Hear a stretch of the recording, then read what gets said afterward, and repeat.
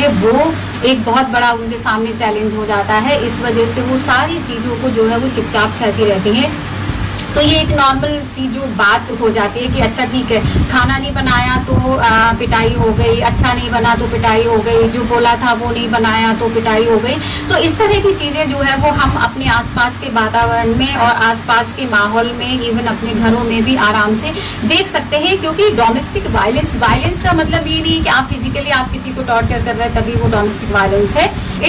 It can be the mental harassment कि आप जो है किसी को सिर्फ ये कह रहे हैं कि आपने ये अच्छा खाना नहीं बनाया, कैसा खाना बनाया है, तुम कुछ भी नहीं करती हो, बैठी रहती हो दिन भर। सो these all are also provide them the mental stress that converted into the depression, और उनकी जो हेल्थ है उस पर भी उसका बुरा प्रभाव जो है वो पड़ता है। तो ये एक ओवरऑल एक आम जो इंटरसेक्शनल जो आउटकम जो इस कोरोना पैंडेमिक में निकल के आया है वो सभी महिलाओं पर जो है वो देखने को मिला है। लेकिन इसके अलावा अगर हम मजदूर महिलाओं की बात करते हैं कि वो अभी के समय में जो है वो they are the most vulnerable sections of this society, क्योंकि वो जो है अपने घरों की ओर निकल पड़ी है बिना किसी प्रिकॉशंस के। और ऐसी बहुत सारी प्रॉब्लम्स महिलाओं के साथ जुड़ी हुई होती हैं जो उनको जो है वो हेल्थ इमरजेंसी भी हो सकती है, उनको ट्रीटमेंट की ज़रूरत हो सकती है, मेडिकल ट्रीटमेंट की ज़रूरत हो सकती है। तो वो सब चीज़ें जो है वो अभी साइड लाइन में रख दी गई हैं, क्योंकि जैसा कि आप सभी को मालूम है कि मोस्टली जो हॉस्पिटल्स हैं वो अभी कोविड-19 के पेशेंट को प्रायोरिटी से देख रहे हैं। तो ऐसी स्थिति में जो है वो आम जो बीमारियां हैं उनको नहीं देखने के लिए प्रायोरिटी दिया जा रहा है।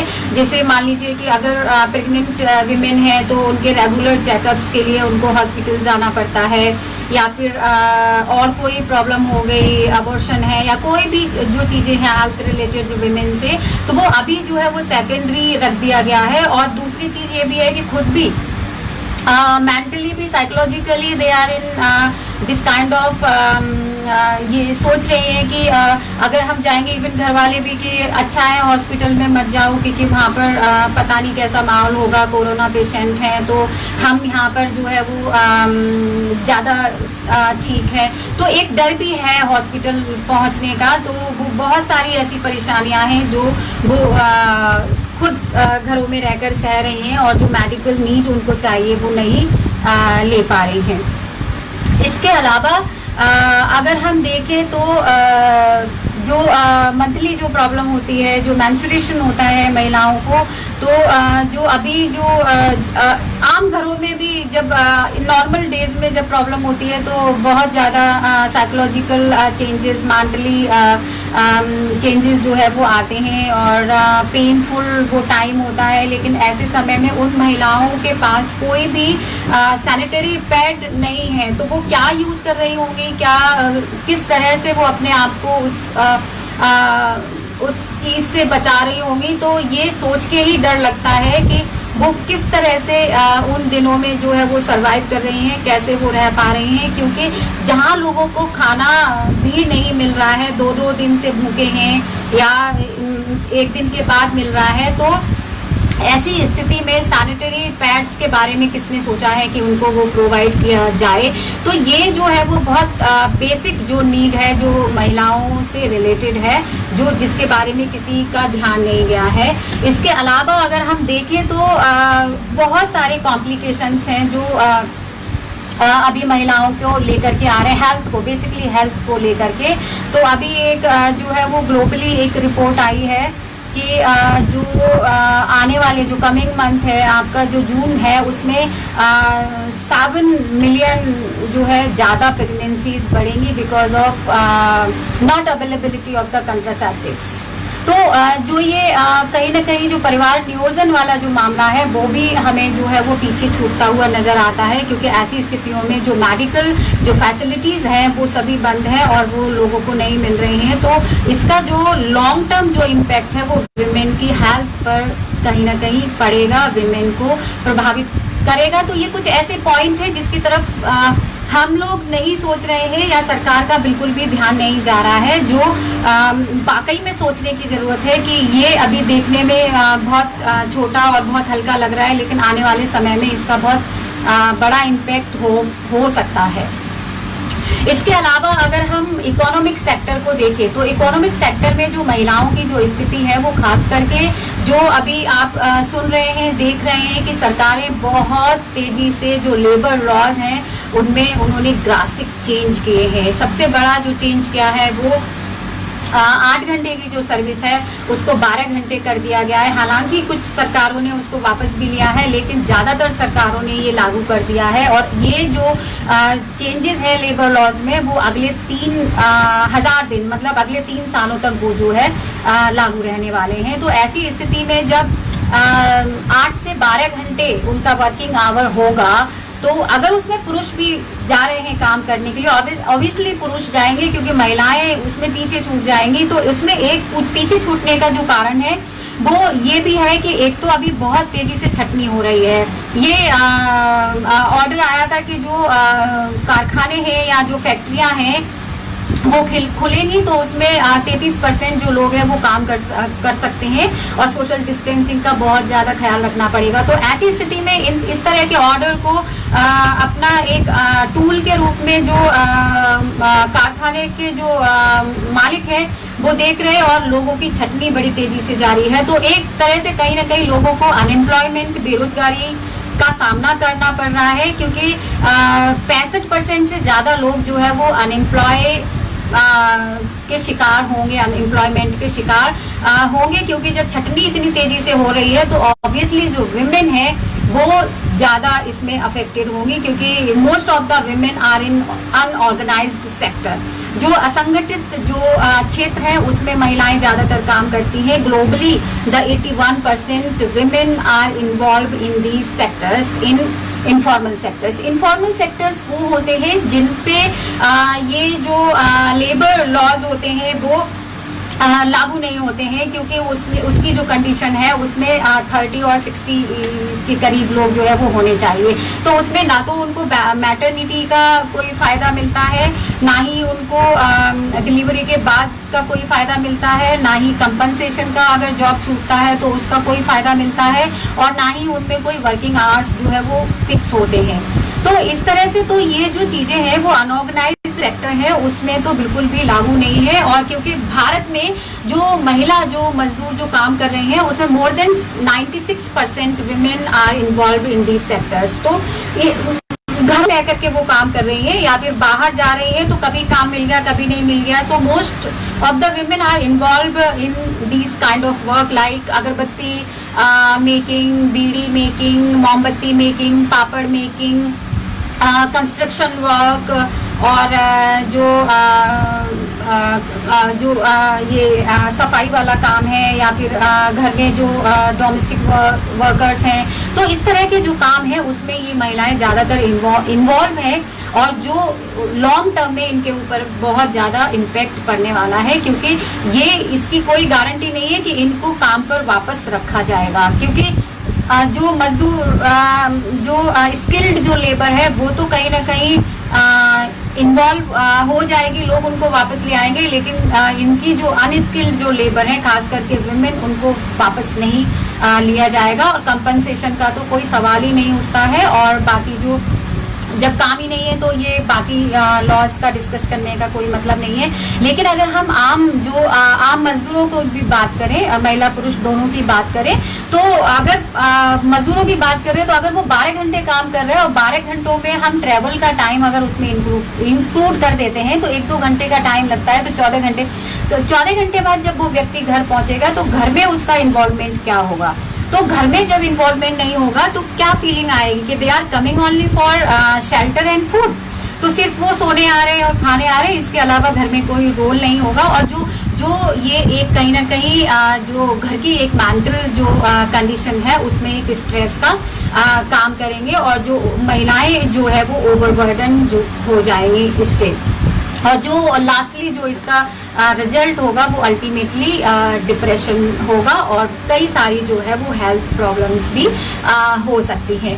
इसके अलावा अगर हम देखें कि जो गवर्नमेंट ने कई सारी जो स्कीम्स अभी चलाई हैं और पहले से चल रही हैं, तो वो कहीं ना कहीं महिलाओं को कुछ मतलब आराम तो नहीं कह सकते, हाँ उनको कहीं ना कहीं सपोर्टिव जो है वो मेजर्स गवर्नमेंट के अगर हम बात माने तो उन्होंने दिया है। तो ऐसी कंडीशन में अगर हम देखें कि गवर्नमेंट ने इस तरह के अनाउंसमेंट किए हैं, हैवी अनाउंसमेंट, तो उसका जो फायदा है वो किस व्यक्ति को मिल रहा है। तो अब एक तरफ जो गवर्नमेंट है वो जो MSME है, जो स्मॉल इंडस्ट्रीज हैं, कॉटेज इंडस्ट्रीज है, उनको बचाने के लिए स्टिमुलस पैकेज और बेल आउट पैकेज की घोषणा कर रही है। तो दूसरी तरफ महिलाओं के लिए वो 500 रुपए हर एक महिलाओं को मिलेंगे और जो उनके धन खाते में डाले जाएंगे। तो ये बड़ी सोचने वाली बात है कि क्या 500 रुपए में किसी महिला का घर चल सकता है, क्या वो बच्चों को खाना खिला सकती है दोनों टाइम का। क्योंकि अगर बात करें तो 500 रुपए आज के समय में क्या मायने रखते हैं। और ये ठीक है, चलिए इसका कुछ फायदा भी होगा, लेकिन अभी बहुत सारी जो है मीडिया में खबरें आ रही थी कि लोग जो है वो 500 रुपए लेने के लिए बैंकों के बाहर लाइनों में लगे हुए हैं, उनके खातों में पहुंचे नहीं हैं। तो वो फिर से जो है इस पैंडेमिक में जो हम प्रोटेक्टिव मेजर्स जो ले रहे हैं, फिजिकल डिस्टेंसिंग की जो बात कर रहे हैं, वो कहीं ना कहीं हमें टूटते हुए नजर आते हैं इस तरह की। इसके अलावा जो है हम एक अल्कोहल की भी बात करते हैं कि अभी सरकार ने अनाउंस किया था कि रेवेन्यू जनरेट करने के लिए शराब की दुकानें जो है वो खोल दी जाएंगी। तो अनाउंसमेंट होने के अगले दिन ही आपको अच्छी तरह से ये पता देख लिया होगा आपने कि कितनी बुरी तरीके से शराब की दुकानों के बाहर भीड़ लगी थी। तो एक तरफ जहाँ पे हम ये कह रहे हैं कि शराब जो है वो स्वास्थ्य के लिए हानिकारक है, और ऐसा मतलब अल्कोहल भी एक one of the reason to create domestic violence on women. और इसके अलावा और भी कई सारे जो है वो कारण होते हैं, लेकिन अल्कोहल भी कहीं ना कहीं जो है वो विमेन पर दूसरे तरीके से, दूसरे माध्यमों से जो है उसका इम्पैक्ट कहीं ना कहीं पड़ता है। तो ऐसा नहीं है कि महिलाएं शराब नहीं पीती हैं या फिर पुरुष ही शराब पीते हैं, तो ऐसा यहाँ पर नहीं है।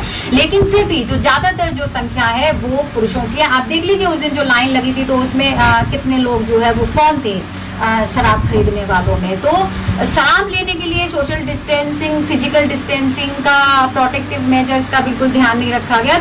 तो हमें यहाँ पर जो है जब हम इंटरसेक्शनली हम इम्पैक्ट ऑफ कोविड-19 जब देखते हैं समाज के अलग अलग वर्गों पर, तो हमें जो सरकार का दोहरा चरित्र कहीं ना कहीं दिखाई देता है कि एक तरफ तो वो इससे प्रभावित लोगों को बचाने के लिए लगी हुई है, और जो लोग जो कोरोना वॉरियर्स जो हैं, डॉक्टर्स हैं, सफाई कर्मचारी हैं, आशा वर्कर्स हैं, आशा वर्कर्स में mostly more than 99% are women. और ये आपको मालूम ही है कि अभी जो सबसे पहला जो रूरल एरियाज में जो सबसे पहले जो कोरोना वॉरियर्स है, दे आर द विमेन। तो जो आशा वर्कर है वो अभी पूरी तरीके से लोगों के सपोर्ट में और उनको स्वास्थ्य लाभ जानकारी देने में जो है वो लगी हुई है। तो उनके लिए गवर्नमेंट की तरफ से क्या मेजर्स हैं, क्या उनके हेल्थ को ध्यान रखा गया है, वो क्या उनको वो प्रोटेक्टिव मेजर्स दिए गए हैं या नहीं दिए गए हैं। तो इस तरह के, तो हम सिर्फ जो है वो हॉस्पिटल्स लेवल पर डॉक्टर और नर्सेज को हम देख रहे हैं कि वो, क्योंकि वहाँ पर भी अगर उनको प्रोटेक्टिव मेजर्स नहीं दिलाए गए हैं, तो हम एक रूरल एरियाज में जो एक आशा वर्कर काम कर रही है तो उसके हेल्थ को लेकर के तो हम सभी सोच ही सकते हैं कि उसको किस तरह से प्रोटेक्टिव मेजर्स जो है वो दिए गए होंगे। इसके अलावा अगर हम महिलाओं की बात करें तो एक ये इम्पैक्ट हमें नजर आता है कि इस कोरोना के कारण जो है इस लॉकडाउन पीरियड में जो आईटी सेक्टर है वो बहुत तेजी से ब्लूम हुआ है, बहुत तेजी से जो है वो उभर रहा है। तो एक पॉजिटिव एस्पेक्ट में लोग इसको देख रहे हैं कि जो है ऑनलाइन वेबिनार हो रहे हैं, सेमिनार्स हो रहे हैं, ऑनलाइन क्लासेस हो रही हैं, और हम इजीली जो है वो एक दूसरे से बात कर रहे हैं, अप्रोच कर पा रहे हैं, और ये अभी जो डिस्कशन चल रहा है that is also the part of this IT sector. तो लेकिन इसका जो इम्पैक्ट है वो किस तरह से महिलाओं को प्रभावित कर रहा है, खास करके जो हमारी लड़कियां हैं जो शिक्षा प्राप्त कर रही हैं। तो एक जो है ये गवर्नमेंट का ही रिपोर्ट था कि मोर देन 96% जो girls in rural areas they are coming to school only because of this mid day meal. तो मिड डे मील का जब स्कीम चलाया गया था तो उसका एक ऑब्जेक्टिव ये भी था कि ज़्यादा से ज़्यादा एनरोलमेंट जो है लड़कियों के स्कूल में होने चाहिए, क्योंकि ऐसा पाया गया है कि एनरोलमेंट तो हो जाते हैं लेकिन उसमें मोर देन 60% विमेन और girls are drop out at 12th level. Even 10th level पे ही बहुत सारी गर्ल्स जो है वो छूट जाती हैं। तो जब एनरोलमेंट बढ़ेगा तभी वो आगे बढ़ पाएंगी, लेकिन यहाँ तो समस्या ये थी कि एनरोलमेंट ही बड़ी मुश्किल से उनके हो रहे थे। तो इस कोरोना काल में जब स्कूल बंद है, एजुकेशनल इंस्टीट्यूशंस बंद हैं, तो ये जो मिड डे मील जो है वो भी बंद है, तो लोगों को नहीं मिल रहा है। तो इसका जो आने वाले समय में जो इम्पैक्ट है वो लड़कियों की शिक्षा पर पड़ेगा, क्योंकि लड़कियाँ जो है इसके कारण जो है वो automatically they withdrawn from the school, from the education system। तो रूरल एरियाज में ये हुआ, लेकिन अगर हम अर्बन एरियाज की भी बात करते हैं, इवन अगर हम दिल्ली यूनिवर्सिटी की भी बात करते हैं, तो एक जो ऑनलाइन जो फेस टू फेस जो क्लासेस होती है उसमें जो स्ट्रेंथ है गर्ल्स की वो आपकी 70 to 80% और 60% तक रहती है। लेकिन अभी जो ऑनलाइन क्लासेस चल रही हैं उसमें जो अटेंडेंस है गर्ल्स की that is only to 40 to 50% और मैक्सिमम 60%। क्यों?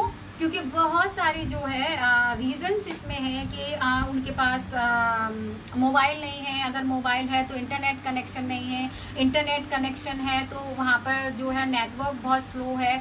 तो ऐसे बहुत सारे रीजन है जिसकी वजह से they are not the part, they want but they didn't become the part of this online classes, online teaching learning process because of this pandemic। तो अगर हम लोग उस तरह की समस्याएं फेस कर रहे हैं कि इवन वेबिनार में भी जो है वो टेक्निकल एरर्स और कनेक्टिविटी और स्लो ऑफ इंटरनेट कनेक्शन जो है वो बीच में रुक जाते हैं, तो आप ये ऑनलाइन टीचिंग जो लर्निंग प्रोसेस है उसमें जो सबसे ज़्यादा इम्पेक्ट है वो महिलाओं पर पड़ने वाला है। क्योंकि ये कहीं ना कहीं जो ये इम्पैक्ट हम देख रहे हैं महिलाओं पर वो सीधा जो है वो फंडामेंटल राइट्स का वायलेशन है और जो कॉन्स्टिट्यूशनल राइट्स हैं विमेन के उसका वायलेशन है। क्योंकि एक तरफ जहाँ पे आर्टिकल 46 और 47 ये कहते हैं कि state will provide the health measures to all weaker sections without any discrimination, and they also provide the nutritions to all these weaker sections। तो स्टेट की ये जिम्मेदारी है आर्टिकल 46 और 47 के तहत कि उसकी जिम्मेदारी के तहत वो खाना और जो न्यूट्रिशियस खाना, हेल्दी खाना प्रोवाइड करेगा और उनकी हेल्थ का ख्याल रखेगा। तो ऐसे में ये सवाल उठता है कि स्टेट की जो जिम्मेदारी है, लेकिन स्टेट किसकी तरफ ध्यान दे रहा है? क्या ये जो सड़कों पर जो लाखों मजदूर, हजारों मीलों दूर पैदल चले आ रहे हैं, क्या उनके राइट्स का ये वायलेशन नहीं है? क्या इन महिलाओं की हेल्थ को ध्यान में नहीं रखा जाना, क्या स्टेट पूरी तरह से निगलेक्ट कर रहा है? तो स्टेट को ये देखने की ज़रूरत है कि वो कहाँ इन लोगों के राइट्स का वायलेशन कर रहा है। दूसरा